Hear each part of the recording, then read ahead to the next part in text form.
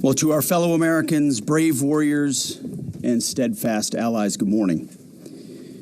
You know, as someone who led soldiers in the streets of Baghdad and Samarra, Iraq, and who trained counterinsurgents in Kabul, Afghanistan, and who still carries the weight of brothers lost to Iranian terrorist proxies, many backed by the same Iranian regime we're confronting now. This fight, Operation Epic Fury, it hits home. Our generation understands this fight. For 47 years, these barbaric savages in the Iranian regime have murdered our brothers in arms, my guys, your guys, our guys, through their terrorist proxies and cowardly attacks. Now they race toward a nuclear bomb to hold the world hostage.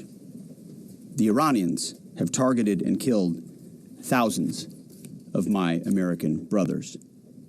That race to a nuclear bomb, President Trump will never allow it.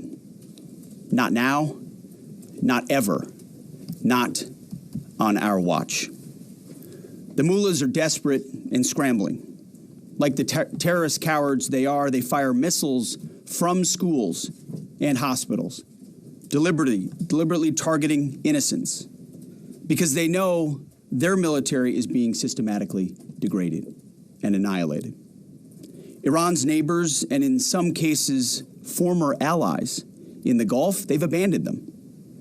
And their proxies, Hezbollah, the Houthis, and Hamas, either broken, ineffective, or on the sidelines. Iran stands alone, and they are badly losing. On day 10 of Operation Epic Fury, we are winning with an overwhelming and unrelenting focus on our objectives, which are the same as the day I gave my first briefing here on Operation Epic Fury. They're straightforward, and we are executing them with ruthless precision. One, destroy their missile stockpiles, their missile launchers, and their defense industrial base. Missiles and their ability to make them. Two, destroy their navy. And three, permanently deny Iran nuclear weapons forever. It's a laser-focused, maximum authority mission delivered with overwhelming and unrelenting precision. No hesitation, no half measures. As President Trump declared yesterday, we're crushing the enemy in an overwhelming display of technical skill and military force. We will not relent until the enemy is totally and decisively defeated. But we do so on our timeline and at our choosing. For example, today will be yet again our most intense day of strikes inside Iran. The most fighters, the most bombers, the most strikes. Intelligence more refined and better than ever. So that's on one hand. On the other hand, the last 24 hours have seen Iran fire the lowest number of missiles they've been capable of firing yet. Just the bifurcation, just the trend lines that we talked about on our first briefing. You see, this is not 2003. This is not endless nation building under those types of quagmires we saw under Bush or Obama. It's not even close. Our generation of soldier will not let that happen again, and nor will this president, who very clearly ran against those kinds of never-ending, nebulously scoped missions. Those days are dead. Instead, we're winning decisively with brutal efficiency, total air dominance, and an unbreakable will to accomplish the president's objectives on our timeline. We stay locked on the target because here at the Department of War, that's our job. Now, the chairman and I, having just returned from Dover last night, our troops and their families and the enormous sacrifice that they make is certainly heavy on my mind. So I'll close with scripture, drawing strength from Psalm 144. Blessed be the Lord, my rock, who trains my hands for war and my fingers for battle. He is my loving God and my fortress, my stronghold and my deliverer, my shield, in whom I take refuge. May the Lord grant unyielding strength and refuge to our warriors, unbreakable protection to them and our homeland, and total victory over those who seek to harm them. And amen. God bless our troops and this mission. Mr. Chairman, over to you. Thank you, Mr. Secretary, and good morning, everyone, and thank you for being here. I'm here today to continue the updates to the American people and to those in the room on Operation Epic Fury. First, let me start with honoring our fallen. As the Secretary said, on Saturday and again last night at Dover Air Force Base in Delaware, our nation's leaders honored our returning fallen as they arrived home for their final time. Last week, I shared a few of the names, and today I want to share the rest. Major Jeffrey O'Brien and Chief Warrant Officer 3 Robert Marzan were the final two fallen to return home and members of the U.S. Army Reserve's 103rd Sustainment Command out of Des Moines, Iowa. Last night, as the news has been reporting, we honored the return of Staff Sergeant Benjamin Pennington of the U.S. Army's 1st Space Brigade from Fort Carson, Colorado. When I met Ben's family last night, his mom, his dad, and his sister, they showed me a drawing that Ben had made when he was in kindergarten. It was clear all the way back then that Ben wanted to do one thing in his life, and he wanted to serve his country and be a soldier. And to the Penningtons, just know how Ben was absolutely a great one. And finally, Major Sorfleet Davies, who returned home this weekend after sadly passing away from a medical condition while on duty in Kuwait. We welcome him home as well and mourn with his family. To the families and the families of all of our fallen, we share in your profound grief. The Joint Force remains eternally grateful for your sacrifice and the gift of a great example that your service members have given all of us. I want you to know that their names will never be forgotten, and you and your family are part of our Joint Force family forever. Let me talk a little bit about the progress thus far, acknowledging that Admiral Cooper will likely continue to give updates from CENTCOM. As the Secretary said, we're in the 10th, moving into the 11th day of Operation Epic Fury.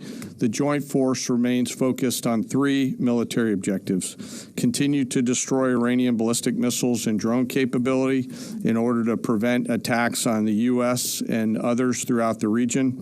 And this means attacking launch sites, command and control nodes, stockpiles before they can threaten our personnel, our facilities, and our partners. Second, we continue to strike the Iranian Navy and their capabilities in order to do things like sustain movement through the Straits of Hormuz. And third, we continue to start working on and going deeper into Iran's military and industrial base in order to prevent the regime from being able to attack Americans, our interests, and our partners for years to come and project power outside their borders. This means servicing production facilities, research and development sites, and infrastructure. Let me turn to the map. We're going to try digital today to prevent laser injury. Since our last update, CENTCOM continues to make progress across the southern flank. To date, they've struck more than 5,000 targets. U.S. Strategic Command bombers recently dropped dozens of 2,000-pound GPS-penetrating weapons on deeply buried missile launchers across the southern flank. We also have struck several one-way drone factories to get at the heart of their autonomous capability. And of course, alongside our regional partners along the southern flank, continue to execute intercepts against one-way attack drones using fighters and attack helicopters. Our strikes mean we've made significant progress in reducing the number of missile and drone attacks out of Iran. Ballistic missile attacks continue to trend downward, 90% from where they've started, and one-way attack drones have decreased 83% since the beginning of the operation. A testament to our air defenders and our air defense systems, and as I said, our partners in the region continue to do great work as well. Second, we're making substantial progress towards destroying the Navy. In the first 10 days of the conflict, we're more than 50 Iranian naval ships into the campaign using a combination of artillery, fighters, bombers, and sea-launched missiles. As Admiral Cooper noted last Thursday, we struck and sank an Iranian drone carrier ship, and U.S. CENTCOM continues today to hunt and strike mine-laying vessels and mine storage facilities. This work will continue.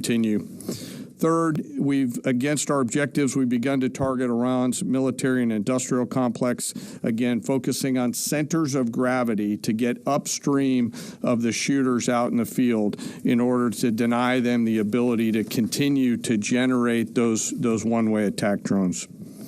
Let me spend a minute talking about the Joint Force. Across the area of responsibility, this is gritty and tireless work, and I cannot begin to explain how incredibly proud I am of the extraordinary courage, tenacity, and grit and professionalism within the Joint Force. Last time I had a chance to talk about the Army's incredible logisticians who are out there sustaining the fight. Today I want to highlight a few groups of sailors. First, I want to thank the men and women of the Ford Carrier Strike Group and their families, and let all of them know how grateful I am for their leadership and service. The crews on board this strike group have already been endured months at sea only to get their deployment extended. These exceptional Americans, rogered up, all supported by their families, continue to stand the watch, taking the fight to the enemy over and over again, night after night. Aboard ships like the USS Ford and the Abraham Lincoln are a special group of sailors I want to highlight today. These are the men and women, the sailors up on the roof running operations on the flight deck. With an average age of the early 20s, these are the unsung heroes of naval aviation. These young sailors, known for wearing yellow shirts, are in charge of the catapults, taxiing jets around on the flight deck, shooting jets off the front end, and recovering jets off the back end. They are literally involved with every single movement on the roof on an aircraft carrier. They are the last ones that a naval aviator sees before getting shot off the front end, and the first one that a naval aviator sees after safely trapping on the back end. And just for a minute, imagine you're standing on that aircraft carrier flight deck. There's 30 knots of wind in your face. The deck is slippery, covered in grease. It's noisy. There are propellers spinning. There's jet blast everywhere. The helicopters are running. Your head is on a swivel, and you're trying to direct a multi-million-dollar fighter into a 1-foot square box so that those naval aviators can be shot off into the black of night to go do America's work. Those jets are fully loaded with missiles and bombs, and they are a world-class team combined with the naval aviation and the aviators in those jets. This beautiful symphony of American spirit is the definition of perfectly organized chaos, and these crews do it every single time the carrier is at work. Oh, by the way, in the middle of the night and oftentimes in the pouring rain. These are dedicated young people who take the road less traveled to serve their great nation, doing the deeds that we need them to do. America's enlisted force is the pride of every nation's military, certainly ours, and the envy of every other one as well. Each and every one of them out there across the Joint Force are extraordinary, and in particular today I want to highlight the yellow shirts. Ladies and gentlemen, our work continues. It'll continue to be difficult. I ask every American to keep our deployed force and their families in our thoughts. Combat deployments can be tough on the force and the families, and it's important that we continue to remember that. I remain deeply humbled by the 2.8 million members of the Joint Force, and I'll end where I started, and that's remembering our fallen and their families whose sacrifice will be felt forever. And with that, I'll take some questions with the Secretary. A beautiful symphony of American spirit. Well said, Mr. Chairman. Thanks, sir. And I will just note that no other country in the world is capable of executing what the chairman just described, day after day, night after night, unrelenting. Well said. Thank you. Yes, sir. Alexandra Ingersoll, One America News. You talked, Mr. Secretary, you talked at the conference in Florida on Thursday that there was a 90% missile capabilities degradation and 83% drone degradation, and I know the chairman just repeated those numbers. We've seen the most amount of fighting these past 5 days. Is there any update to those percentages? And also, are you able to give any quantification of degradation to the enemy's nuclear capabilities yet? What those numbers represent is a persistent low ability to respond, which is what we're looking for, right? It's if the enemy can simply wait and then project power, that's problematic. And we've seen some spurts here or there, but ultimately the trend lines, if you look at the charts that we look at every day, have gone like this down to a flat. It doesn't mean they won't be able to project. It doesn't mean our air defenders still don't have to defend. They do, but that is strong evidence of degradation, along with the battle damage assessment that the Joint Staff does, which takes time. You've got to look at imagery and recognize whether something's been simply degraded or it's been destroyed, or whether an underground facility has been collapsed or completely obliterated. So there's differences in how you evaluate that, but the numbers staying that low is a demonstration of the efficacy for sure. Yeah, Maria. Thanks, Mr. Secretary. There's been reports that the new leader of Iran has been wounded. Do you know if this is true and what his condition is? And then another one, President Trump said he had a really good call with President Putin yesterday. Will Russia be aiding us in this conflict, and can you share anything on that? Well, the president, as I've said before, maintains strong relationships with world leaders, which creates opportunities and options for us in very dynamic ways. So the president said it was a good call. I was not on it, but those that were said it was a strong call, reaffirming hopefully the opportunity for some peace in Russia, Ukraine, and also a recognition that as it pertains to this conflict, they should not be involved. The first question was? On the new leader of Iran, there's reports that he's been wounded. Oh, the new leader of Iran. He would be wise to heed the words of our president, which is to not pursue nuclear weapons and come out and state as such. As far as his status, that's not something I can comment on right now. Yeah, right here. That's correct. Mr. Secretary, Eric Schmidt with the New York Times. A question for you first. Last week, you talked about this being the beginnings of an air campaign that could last 3 to 8 weeks. Can you give us your assessment on where we are now? And, Mr. Chairman, in any conflict, the enemy or the adversary adapts to the tactics it faces. Can you talk about the most challenging adaptation the Iranian military has made to the U.S. military? What challenges are you facing most right now? Thank you. I appreciate the question. Where we are is in a very strong place, giving the President of the United States maximum options. And from the beginning, from this podium, we haven't stated how long it will take. Our will is endless. Ultimately, the President gets to determine the end state of those objectives, right? But what he's said continually, and I want the American people to understand, is this is not endless. It's not protracted. We're not allowing mission creep. The President has set a very specific mission to accomplish, and our job is to unrelentingly deliver that. Now, he gets to control the throttle. He's the one deciding. He's the one elected on behalf of the American people when we're achieving those particular objectives. And so it's not for me to posit whether it's the beginning, the middle, or the end. That's his, and he'll continue to communicate that. What we serve him as is we give him updates on a daily basis of exactly where we are so he can make that determination on the throttle. Mr. Chairman. Thank you for the question on adaptation. As you're right, no plan survives first contact with the enemy or Murphy. They're adapting, as are we. Of course, we have very entrepreneurial warfighters out there. I'd rather not, for operational security reasons, tell them what's working. So I'm going to not answer that question based on that. But we are watching what they're doing, and we are adapting faster than they are. Are they more formidable than you anticipated, General? I think they're fighting, and I respect that, but I don't think they're more formidable than what we thought. Secretary Erickson, thank you. Jordan Conrads from the Gateway Pundit. Axios reported, citing U.S. and Israeli sources, that the U.S. was not happy with strikes on 30 fuel depots in Iran. While this is anonymous sourcing, it seems kind of congruent with what President Trump said yesterday, that there's certain spots they don't want to hit relating to energy infrastructure that would take a long time to rebuild.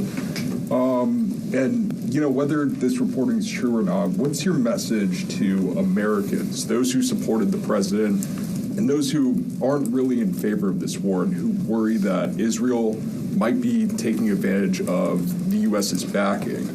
And then for Mr. Chairman, for you, I wanted to ask, when you say that we're moving inland, what capabilities does Iran have to shoot down jets over their land? And would that trigger some kind of rescue operation that could risk a bigger ground operation? Well, I would just state by saying Israel's been a really strong partner in this effort. Where they have different objectives, they've pursued them. Ultimately, we've stayed focused on ours. But what Iran has felt is the power of the world's two most powerful air forces. In that particular case, those weren't our strikes or that objective, or that wasn't necessarily our objective. But the president has made it clear to those concerns that we're not getting pulled in any direction. We're leading. The president is leading. He's determining where we want to go, what the outcome will be, what the end state is, with a very keen eye. And I understand those concerns because I've heard from a lot of people who I went through 20 years of those wars myself, worried about getting dragged in, worried about mission creep, worried about nation building or democracy expansion. That's never the perspective the president has pursued on this. Just because previous presidents and previous secretaries have decided to just pour more resources and more people in toward some unguided end state doesn't mean that's the way the world needs to look today.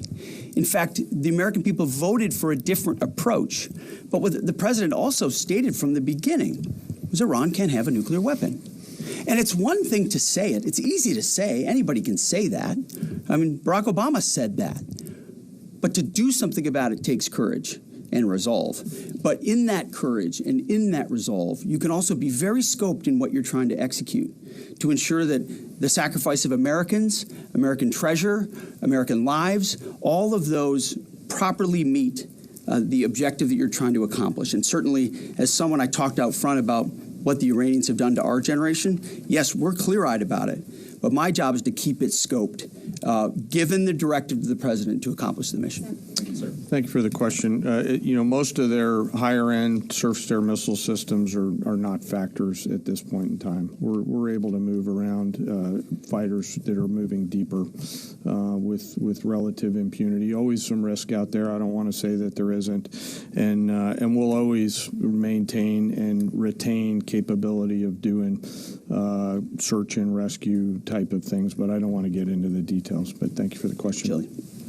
Thanks, Mr. Secretary. President Trump told our team on the ground early this morning that the thing that has surprised him the most during the course of this operation so far has been the Iranian regime attacking countries that are not attacking them. I'm curious if that surprised you as well. And General, curious if you were open to the possibility of escorting vessels through the Strait of Hormuz, and if you could describe some of the challenges of doing so. Big mistake by the Iranian regime to start targeting its neighbors right away, exposing who they are and what they're all about, indiscriminate targeting, flailing recklessly at the beginning. I can't say that we anticipated necessarily that's exactly how they would react, but we knew it was a possibility. And I think it was a demonstration of the desperation of that regime then and that regime now, that they still think their pathway out is to try to alienate their Arab partners even more, who've instead decided to come to us and have been willing to go on the offense, have been giving us access, spacing, and overflight in a new partnership that will continue to remake the region the way that President Trump did with the Abraham Accords. So you're pushing those countries in our direction to support this effort, further alienating Iran. And I think it's worth underscoring. I see in the media banners that say, war expanding or war spread. It's actually the opposite. It's actually quite contained, and more of those countries are coming on side, recognizing that you can't live under a conventional umbrella